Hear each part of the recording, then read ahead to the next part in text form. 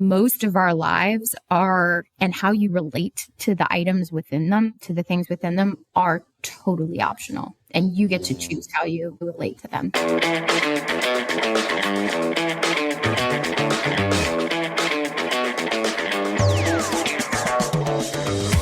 Hello there, it's me, Steve Meller, and welcome in to Growth Ready, the podcast that allows high performers to reveal the reality behind what it means to ready yourself for growth, the personal and professional challenges along the growth journey, while also allowing the high-performance executive coach in me to satisfy his curiosity toward what drives optimal performance.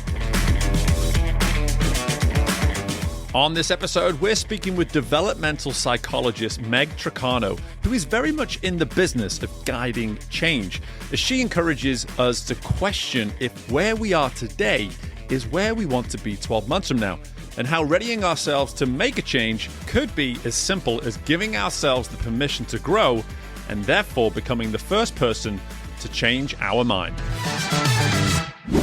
Hey guys, as we get started here with the episode, I want to just take 1 minute of your time to make a request for you to subscribe and rate the show.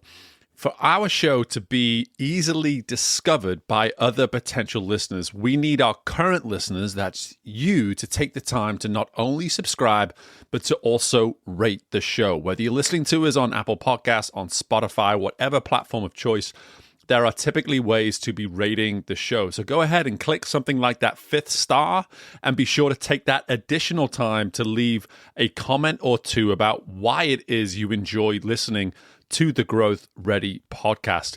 Your efforts on this will allow our show to be more discoverable, which means we're going to find more listeners and continue to have that significant impact on the community of human performance and personal development that I know you are all benefiting from by being listeners to this show. Please go ahead, take the time, subscribe, rate the show today. Hey, and while you're at it, why don't you share it with a few people as well? I appreciate you guys. Let's get to the interview. Hello there, and welcome into the most recent installment of the Growth Ready podcast. I am so excited to be welcoming in Meg Trucano to the show today. And Meg, as we get started out here, and I have so much excitement around some of the different areas of expertise that you're bringing to the show, we cannot go any further until you answer the question that I have everybody answer as we get started. Meg, what does it mean to you to be growth ready? This is a fantastic question to open with. And hello. Hello. I'm delighted to be here. But being growth ready to me really means exercising agency in your development. And I like to think about being growth ready as marrying intention with agency and aligned action. So that trifecta is what it means to be growth ready, I think. Okay. Intention, agency, and aligned action. Those are the three. That's the three corners of the triangle, if you will. Yeah, okay, I love that. Love that. Definitely a first time response to that question, as is pretty much every single response, you know. But there's something at the heart of that there that I'm a big, and I'm sure you are as well in this world of coaching. When people use certain words, sometimes you just gravitate towards the word you can't help. And I love how you said exercising agency. You didn't just say agency. You didn't just say those 3 points of the triangle. You led with this term of exercise. So I'm curious, just immediately off the bat, when you lead with a word like that, what are you maybe implying that we maybe need to better understand when it comes to something as simple as agency? By putting the word exercising agency, what is it you're maybe implying to folks when it comes to the way we maybe use something like that? Really good question. So exercising agency is all about deciding to use it, right? So I think agency is something that people assume they have or assume they use often, because if you do something, you're exercising agency, right? But I don't think that's actually true. So that's why I think intention and agency go so well together, is because when you decide to perform an action or, a behavior, that decision is what makes it different from any other behavior that you do, right? Mm-hmm. So that's what I mean by exercising. You can choose to not exercise your agency and sort of, I think a lot of people tend to get into that pattern of kind of coasting or being on autopilot. But when you choose to exercise your agency, you are deciding what you do. You are deciding where you go and how you grow. And so I think that is what I mean by exercising agency. It's very active. Yes. And again, it's one of those words that maybe if I don't come back to it, people hear it, then you go, oh, she just means like, use it, like do it, right? Just do it. And the key insight there around the decision to, I think is such a great place for us to start here. It's this notion of when it comes to growth, when it comes to simply proving to yourself that you're ready for whatever it is that may be coming your way, it can be the simplest decision that we have to make sometimes that leads to all the right kind of actions that we, to use that other word as well, intentionally want to apply. Again, intention is a word that I think every single one of my clients, if they choose to listen, they hear a lot of my voice already. They probably don't listen to the show, but at the end of the day, like they hear me use this word intention so much, it becomes one of their words that we use in our work because it's something we can always assess and we can have control over. But what I'm hearing is that there's this piece prior to the action, prior to the intent, maybe even, that there is a decision, there is a choice. So I would love to now just let you set the table here for us more with the work that you do today and maybe why it is that work or why it is even that response and that idea of the exercising and the decision makes so much sense because of the work that it is that you do today. So tell us a little bit more, Meg, about what work you do, and let's see if we can start to tie that together in terms of the way in which you even responded to that initial question. Yeah, sure. So I do change work in as many words. Growth is really all about change, right? And it is a change in state. It is a change in identity. It is a change in how you do things or how you approach things. And I think in the work that I do with clients, which I work with women who are undergoing some kind of a major life change, whether that is work related, whether that is identity related, lifestyle, etc. A lot of times people come to me and they want an outcome. They want the 10 pounds gone, or they want the job that makes them feel a specific way. And I think when we think about growth and change in terms of outcomes, this does a couple of things. The first thing is that it really lends itself to black and white thinking. You either have the outcome or you don't, right? And that's a very limited way to approach growth and change, in my opinion. And a more effective way to effectively get what you want is to kind of suit everything up in an identity level change. And so what that would look like would be, rather than I want to lose 10 pounds, it would be, something like, I am the kind of person who takes a walk every day. I'm the kind of person who is healthy and eats foods that are good for my body, right? These kinds of the actions that come from those types of statements are far more authentic. And again, getting back to that intention and that agency. Yeah. When you go for your walk, you are being that person who takes the walk, who does the healthy action to achieve what you want, right? Like you want to lose the 10 pounds, but just that flip, that like slight refocus is what makes all the difference, I think. And I have a concept that I really enjoy using with clients called small acts of rebellion. And how all this fits together is that, we come to a problem or come to an outcome that we want to achieve. And we have a lot of unlearning and deconditioning to do before we can make any real progress on it, right? So you're probably wearing your coaching as well. Like we have a lot of narratives floating around, a lot of shoulds. I should do this. I should do that. I should be doing this. And they kind of are running in the background and they govern a lot of our behavior without our explicit consent, but also without our awareness, right? And a lot of the work that I do with clients, especially at the beginning, is to kind of clear the weeds of all of that kind of shoulds and how it's really impacting their behaviors and ultimately impacting where they want to be, right? So when we clear away that ground, I like to think about it as a garden, right? Like you're clearing the weeds so that you can sow the seeds that you want to cultivate. You know, the small acts of rebellion are little ways that you can show yourself. You can demonstrate that, no, actually, I'm this kind of person instead of this kind of person. I am actually a healthy person that takes a walk every day instead of the kind of person who sits on the couch and watches Netflix every night. Sure. That kind of thing. Yeah, and that is, gosh, there's sometimes someone talks and I go, I have so many questions, and now I need to find the one that I want to actually ask. But the first thing I want to go to is the black and white way of thinking. I saw this a lot. My background is all in sport. We were chatting before we came on, and athletes are the epitome of black and white thinking. Whenever they finish a race, it's either terrible or phenomenal. That they cannot find anywhere else on this spectrum. And I used to always refer to it like, hey, can we move you along the spectrum? Is there any way we can go? Like, I hear that it was terrible right now, but is there any positives that we can find? Or I hear that it was incredible right now, but in order for you to be coachable, we actually need to find one or two things that could have been better, you know? And so like that is something I'm so familiar with from my background, but I would love just from your perspective to understand why is it we are so prone, and it is so easy for us, because we're all doing it every single day. We're all stepping into this black and white way of thinking and how we operate.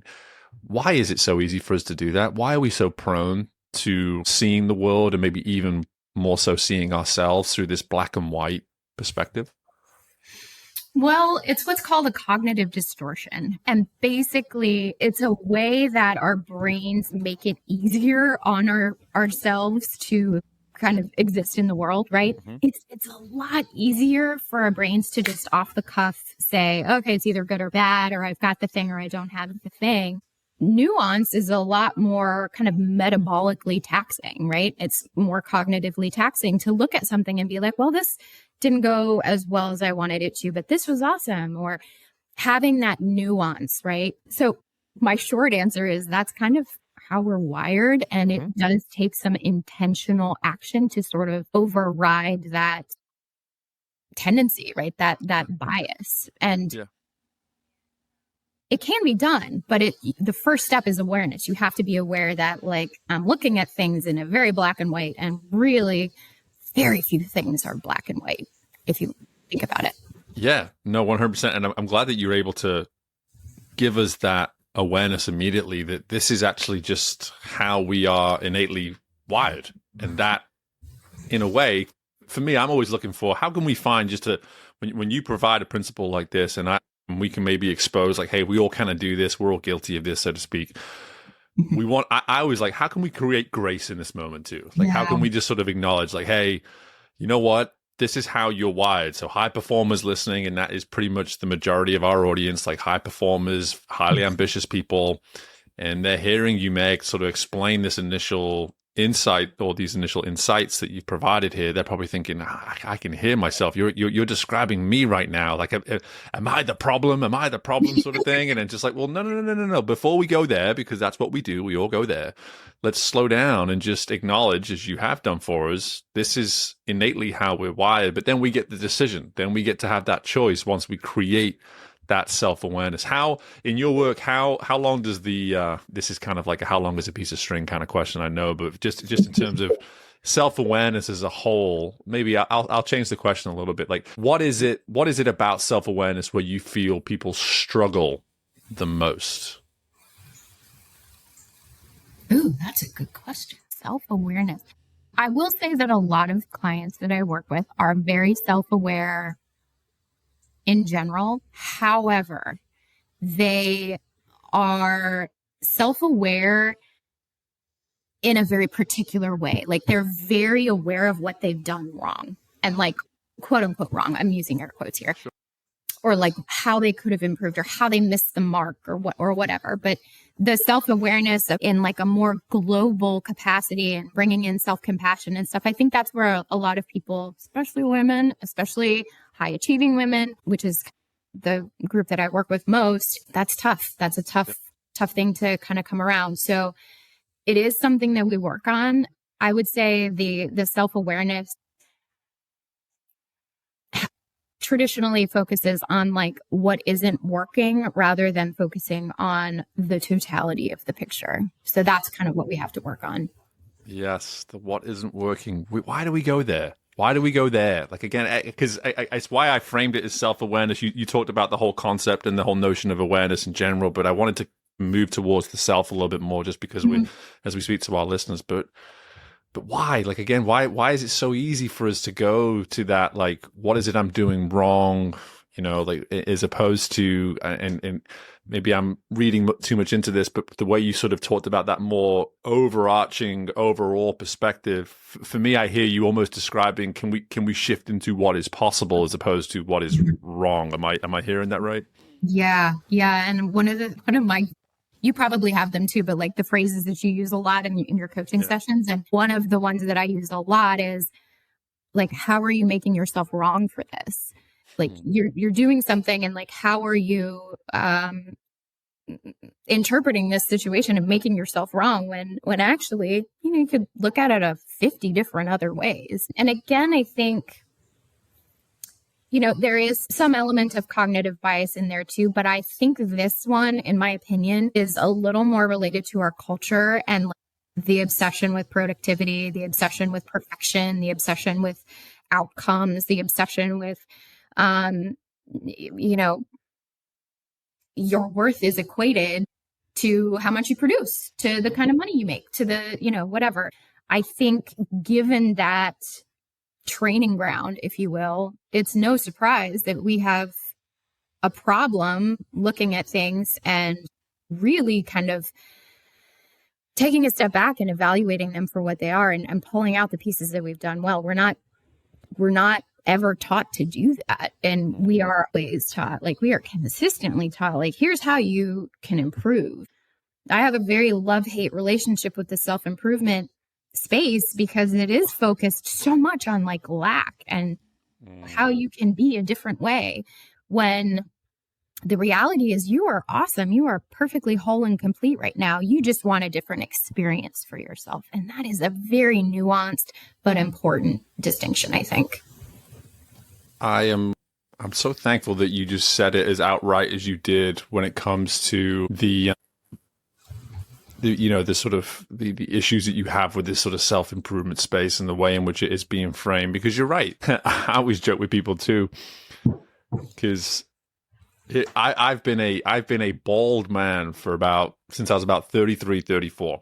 And I've always laughed because on TV, they'll tell me how horrible and terrible it is to be bald. They'll say, like, this is why you have to get this product, because who would want to live this life as a bald person? You know, here's our solution to giving you hair again. And that for me it's a humorous thing for me to identify and share, but at the same time, it's representative of everything that you're alluding to. It's just like that is how self-development, personal growth is being framed, is this like, this is where you're doing everything wrong, and this is how we can help you do it right. Whereas we're in this discussion here acknowledging that maybe that is the root cause of this, the way in which we're showing up and the way we're seeing ourselves in the first place. Is that I think that's what I'm hearing you say. Yeah. And I think it's such a fine line too, because it's like, there is definitely a ton of information out there that you can use to your benefit and to improve. And look, I love it. I'm the biggest self-improvement junkie there is. I love new ideas and putting them to work in my own life and practicing them and trying new things. And I think, you know, getting back to kind of growth, I think that is something that has always come very naturally and easy to me.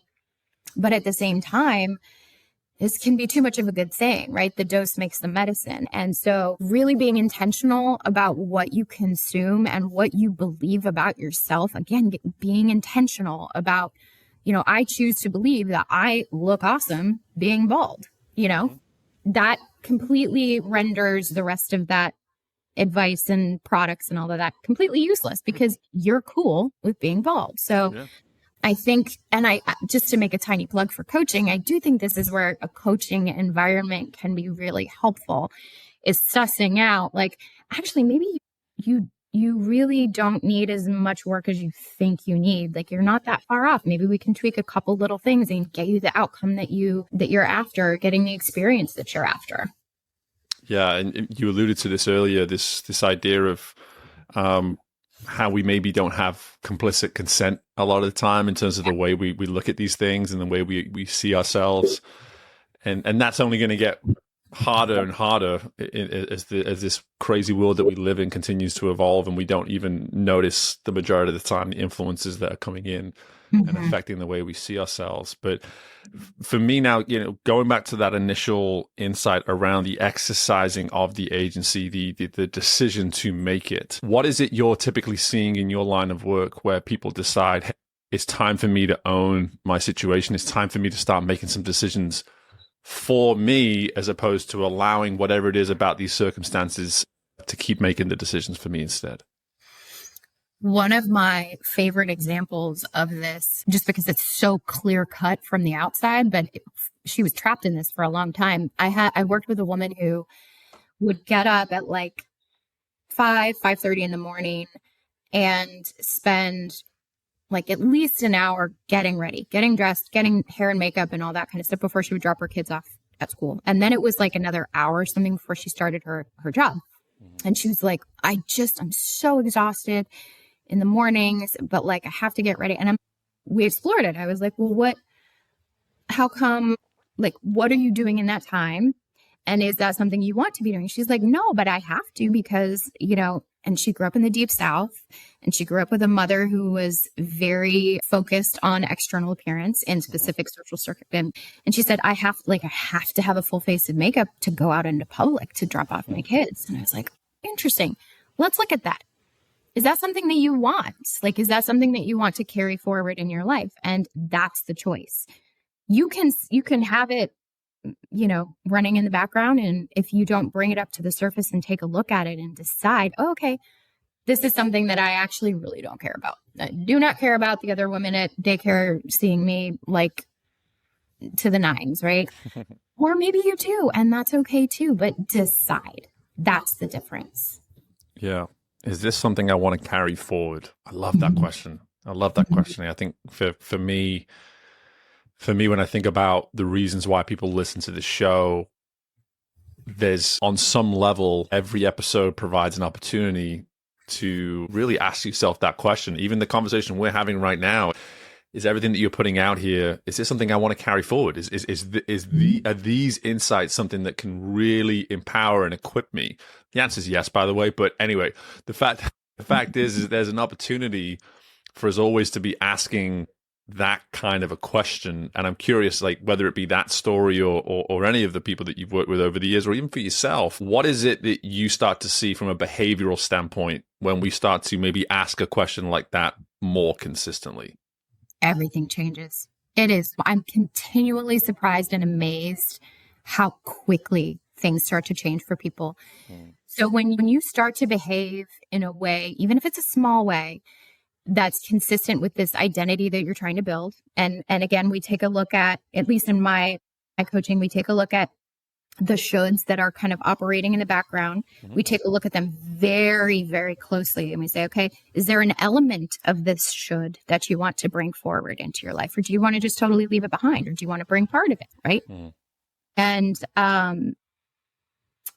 then we kind of break it down into, well, what are the small actions that you can take to kind of behaviorally reinforce these new identities? Or they don't even have to be new, but like you get to choose, right? So they could be completely new. Yeah. Continually amazed how quickly this changes for everybody when they start to realize that, oh, things are optional and I get to choose differently if I want to. I have had women completely rearrange their work schedules to permit large chunks of time for them to actually do work. And so they say no to meetings during that time. They will not answer email during that time, et cetera. And like, it's a whole thing. They have to set it up, but that's a change that someone has made. And there are lots of other examples as well, but it's amazing how quickly you start to realize that most of our lives are, and how you relate to the items within them, to the things within them, are totally optional. And you get to choose how you relate to them. Yeah, I love that. And as recently as the day that we're speaking here, earlier this morning, I sent out my monthly newsletter and I talked about change, and I talked about it through the lens of this Disney cruise that my family and I all went on in the last couple of weeks, and how all you have on something like that is, sorry, not change, choice. All you have is choice. And when you go on a cruise like that, all you have is choice. If you make one decision and it's the wrong decision, you can then go back to the buffet line or whatever it is and make up for that initial choice. And what you're saying here about options, for me, options, choices, it's all the same sort of vernacular. And so for me, I'm like, okay, when we look at the fact that we have so many more options than we're willing to give ourselves credit for, that things aren't actually as black and white as we allow ourselves to see them.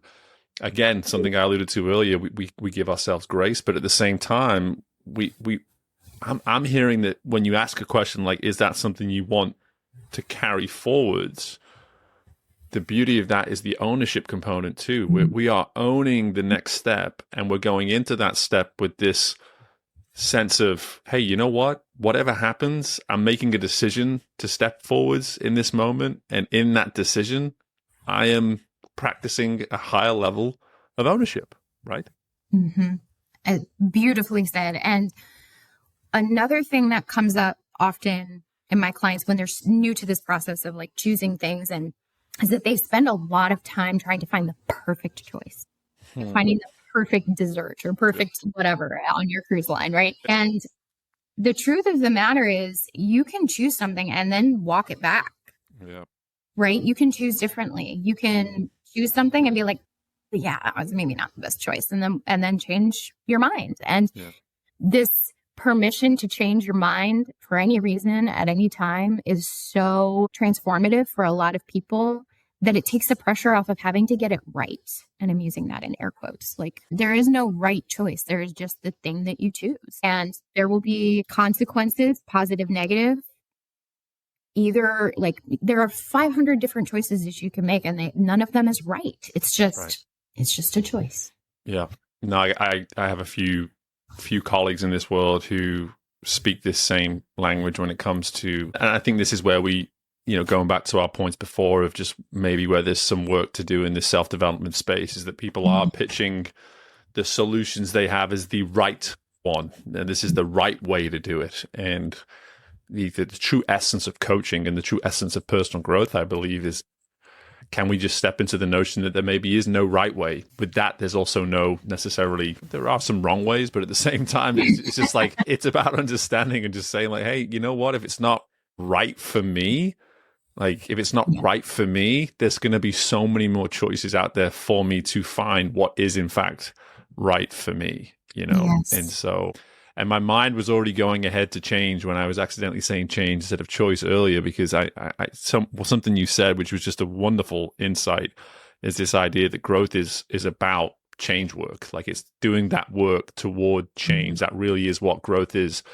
at its core. And you have a podcast called Changeology, I understand. And so, Yes. so you are not only a believer in change, but you are, quite frankly, an advocate for it in terms of having a platform like that. And I'm curious now, when you think about the way you initially responded to what it means to be growth ready, how important a part does that triangle that you created for us, like how integral is that when it comes to approaching and navigating change? Yeah, I think it's really one of the more effective ways to think about change, because it's simple and it feels accessible to people. And like, I do have a framework that's like a little bit more in depth and whatever. It's called the Real Change Framework, and it's an acronym, but it really does boil down to this, right? That you get to choose. And then once you choose, if you support that decision with some aligned action, it's the movement, right? It's that movement that people often crave, right? It's not, yeah, sure, they want that outcome, or that, I want to be the kind of person who, but they want that feeling of like, I'm actually I'm making progress toward what I want, the experience that I want to have here. And so I think it does underlie all of what I think about change. But I'll be honest, every time I go to write a piece of content or record an episode of Changeology, I'm like pulling together slightly different nuanced aspects of change. And I think that's what makes it so fascinating to me, is that it really is just so broad and so all encompassing, right? Like you can't get away from it. It is almost like an immutable law of the universe, change. And I think that there are so many really beautiful sides to it that I'm completely fascinated with it. And I hope everyone else is too. We talk about so many different concepts on the show. It's one of my favorite pieces about it is I can ask a question like I do at the beginning, and who knows where the conversation is going to go based on the response that someone gives me. But the beauty of what you've just shared here around change is that there's a fearlessness that you have towards it. And I think that is, you talk about where we began here with the exercising of something like agency, the decision to take action. The work is in, can we get past that initial fear of change? Like that fear is what's going to meet us at the start line for all of this work. But then once we see ourselves not only face it, but overcome it, the fearlessness starts to kick in. And suddenly now possibilities become exponential. And I'm just maybe even in your own journey, how you've gotten to this level of comfort and excitement and true joy I hear around this concept of change. How did you get here? Because I'm assuming you didn't wake up one day and just suddenly, hey, I'm fearless, bring on all the change in the world. Talk us through maybe how you found this level of comfort and maybe where you even started in order to then start doing this work. Oh dear. I mean, it started with how a lot of people get to that point, which is everything kind of collapsed. I burnt out. I was a federal researcher, so I did contracting work for the federal government and would do research and evaluation stuff. And, you know, I was climbing the ladder and I was respected, had all the things on paper, right? Like consistent salary, and I had first authorships on papers, which is something that in the academic world people care about, which to anybody who's not in the academic world, how silly is that, right? Like, how silly is that? And so, yeah, I had a breakdown and I burnt out, and my then coach asked me a question that it literally was like the question that changed the trajectory of my life, which was, how will you feel in 1 year when you are sitting here having this same conversation with me and you have changed nothing? Yeah. And that was like, okay, well. And so I made a plan to transition out of corporate and into coaching full time, because I had been doing it on the side and I loved it, but I never felt like it was an identity thing. It was like, who am I to say I'm a coach, right? And I have this other skill set over here, and like, isn't that what I'm supposed to be doing? And no, you get to decide what you do. And so that's how it started. Lots of ups and downs in the interim, of course. Sure. Nothing is ever linear, but that's how it started for me. And that like small moment of like, oh, okay, you actually do get to choose how you move forward in your life, and you can choose to stay here and be kind of miserable and like get over this burnout and like do all the self-care things, or you can address the actual thing, which is that you are not doing what you want to be doing with your time. Yeah. Wow. Well, what a question.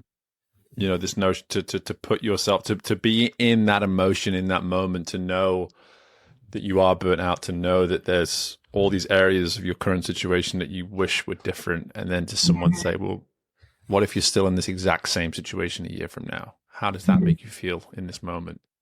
That is that's a game changer. No doubt it had that impact on you in that moment. And I love also just the, you know, those that can't necessarily see, if they're just listening to us, there was almost this physical reaction that you had to that question that I asked. And for me, but what I love about that, honestly, Meg, is like, that shows the magnitude of this work. Like, you went and your body and your mind went back to that moment straight away, and you felt all of it again. And it's like, no, this is real work. This is a real decision that we make sadly, we don't get just to wake up one day and be an expert in this sort of thing. We have to work on it from the moment we realize we want to, probably to the moment we take our last breath. We're always working on it with that level of intentionality in order to see the consistency with at least the application that we want to be able to see. And I love that for you, that you've been able to come this far and be able to tell the tale, if you will, of just the willingness to make that shift. But how, for you now looking ahead, there I was just taking you back a little bit, and now just to kind of spring you into the future a little bit more. What does growth look like for you now? What does your future that you're trying to own and create for yourself, let's say a year from now, 5 years from now, whatever it is? Because it's something I like to ask from time to time on the show, just to get a feel of where are we going? Where are we heading? Where are we at least intentionally heading, to use your terms, over the next however many years ahead? What does the future look like for you? The future looks to me like reaching more people with this message of intentional agency, choice, and aligned action. And that might happen through the podcast, through Changeology. That might happen through my coaching. That might happen through some other mechanism that I haven't yet identified. But this is too important of a message, I think, to not go after it with everything I've got. Like you mentioned it before, it burns in me. And the moment that I work with a woman and she rediscovers her own power and her own agency, it is better than most things you can experience as a coach, but as a person experiencing it. When you get reconnected with your power and your agency and your ability to craft the experience of life that you want to have. And I just think that is important, whether you're a swimmer or a farmer or a corporate person. Like, it's such an important message because it impacts all of us at some point or another. Yeah, I think so. That for me is where I hope things go in the short-term future anyway. Yeah. Yeah. And immediately I can't help but ask, why is it that you're the one who's ready to do that work? What is it that makes you ready to be the one who's delivering this message? Oh, I have absolutely lived it. And I don't know. I feel like this is why I was put here. Like, this message is that integral to who I am. Yeah. I love that. And I love that you're able to see that you're a result of this message, right? You're a walking, talking, breathing version of what happens when we step into this. And you now get to be that example in a variety of ways. But from what I'm hearing as well is that the comfort level that you have with bringing others into this space is so clear. And it's so natural for you to just say, hey, listen, change is scary. Change is all these things. But what does it mean to make that initial decision? And how hard is that initial decision to make, right? Mm-hmm. Mm-hmm. And I think, just to add one final little bow on this, is Please. If anybody is listening to this and they're like, oh, but I can't see it. That's part of the fun.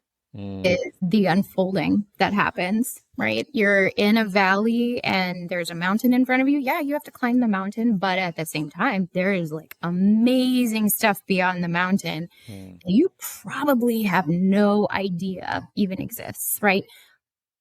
So many times I work with people and they are in a job search phase or something, and they're like, I had no idea this job even existed, or that I could do this as a living, or whatever. So there's infinite possibility. It's there for you. And yes, the first step is hard, but it really is so important. Well, I'm so glad you tied a bow on this phenomenal conversation. And at the same time, while I've already referenced the podcast, Changeology, people can go ahead and search that right away. But what else can we go and find about all things Meg Trucano? Where can we find that information? Yeah. So my website is megtrucano.com. But if anyone who's listening really wants to get that kickstart into change, I have a program that I just released called the Real Change Kickstart. It's a 45-day one-on-one intensive, and we do all of this stuff. We do look at your shoulds. We kind of clear that proverbial garden of all the weeds. We intentionally sow what you want to grow instead. And by the end of the 45 days, you will have absolute momentum to get to whatever kind of different reality you desire. I love that. I love that. And we're going to have that information in the show notes for folks. And again, hey, you want some real change, you know where to go. Now you've got that resource. So Meg, this has been an absolute delight. I knew it would be great. It maybe even over-delivered on that. So I'm just so thankful of the time, thankful for the insights, the generosity of those insights, and just best of luck with all of this work and this growth that you're not only taking on for yourself, but obviously taking on for many other people. So thanks again. Thank you so much for having me. It was great. And my thanks to Meg again for joining us on today's episode. There's a number of questions and comments as we went through that episode that I alluded to in the conversation and really sort of tried to underline and just emphasize how powerful I felt the question or the comment was. In this case, I want to highlight one that I think I may have just missed in terms of actually emphasizing it as much as I wanted to in the conversation. And that is this idea of giving ourselves the permission to change our mind. Key word there being permission. We change our mind all the time. But a lot of the time, those thoughts and those changes, they never see the light of day in terms of us maybe sharing what it is we've decided to change or an action that we potentially considered may be worth changing. We just sit in that knowledge of like, I think I've changed my mind on this, but then we don't necessarily do anything about it.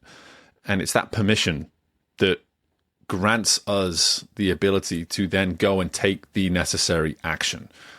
We have the awareness. We have so much more awareness than we're ever willing to give ourselves credit for, but we're not seeing that muscle produce a result. We're stifling in that. We're stifling that muscle. We're quietening that muscle instead of allowing it to be given the permission it needs to execute the change that it is we know is best for us. So start with giving yourself the permission. Start small. There's got to be something. There's got to be something in your world right now that you know in your heart of hearts needs to change. Start right there. That first thing that came to mind when I said that. What is that first thing that came to mind? What do you need to start doing? Who do you need to start speaking to grant yourself permission to, in fact, follow through with the change that is on your mind, with the necessary actions that would support that change? I am so thankful for this conversation. I think it's one of those powerful conversations where two coaches just simply get together and we get to say, hey, what is it that in your world that you see more than I see that we can maybe discuss here today? And it's not that I don't see a lot of change. It's not that I don't see a lot of the concepts that Meg shared with us, but this is at the forefront of her work. And I love that we were able to get that perspective, not only from her and the work she's doing today, but from her own journey as well. So again, my thanks to Meg for joining us, for her generosity of insights. And as always, my thanks to you for listening. If this is the first time you've listened to us and you're still listening right now, don't press stop. Don't move along. Do this one small thing before you do that. Subscribe to the show. Make sure that this is not the first and last time that you're hearing from us, because this content is far too valuable for you not to be getting it consistently every single week onto your device. So make sure you're subscribing. Take the time to review if you wouldn't mind. But more importantly, like I said, press that subscribe button so that you're always getting the most up-to-date episode of the show. And hey, feel free to rewind and go back and listen to some old episodes as well. But in the meantime, folks, best of luck with anything and everything in your world. And I look forward to doing this again with you very soon. Bye for now.